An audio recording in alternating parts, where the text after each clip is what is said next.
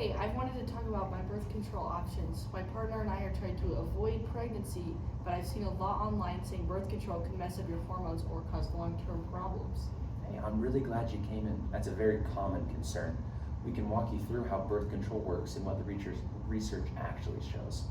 Yeah, we hear those stories a lot, especially from social media. Yeah, I just don't want to do anything that could affect me long-term. No, I totally get that. Why don't we start with how pregnancy normally happens?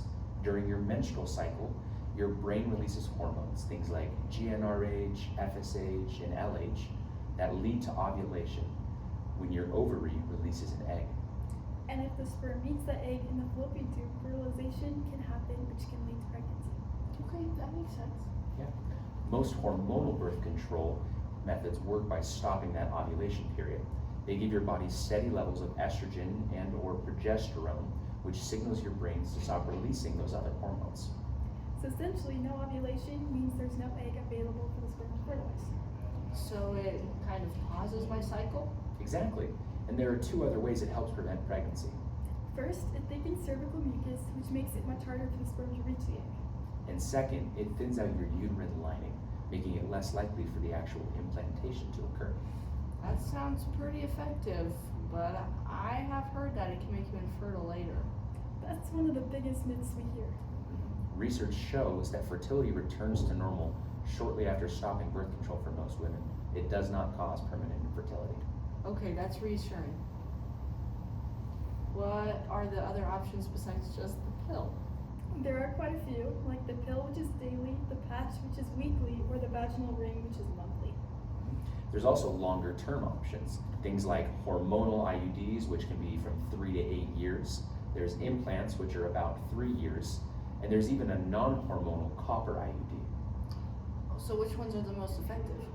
The most effective ones are the long-acting reversible contraceptives, things like IUDs and implants. They're over 99% effective.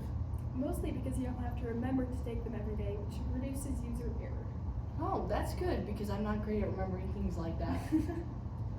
Are there any side effects that I should know about? Some people notice mild side effects at first, like nausea, breast tenderness, or mood changes. Those usually improve within a few months. Serious risks, like blood clots, are rare, but something we consider based on your health history. Okay, so it sounds like there's not one just perfect option, just what works best for me. Exactly. Since your main goal is preventing pregnancy, something low maintenance like an IUD or implant might be a great fit. Yeah, I think I prefer something I don't have to think about every day. That makes sense. We can go over those options in more detail and help you choose what you're most comfortable with.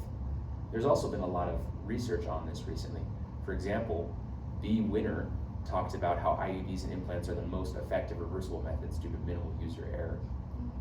And R. Berkman talked about how hormonal contraceptives are generally safe and don't cause long-term infertility, some of those concerns you expressed earlier. What are some other studies, nurse?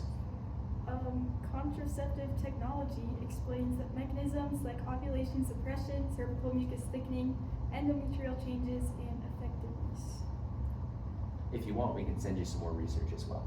Yeah, thank you for sending me some reliable sources. Of course, happy to help. Thank you.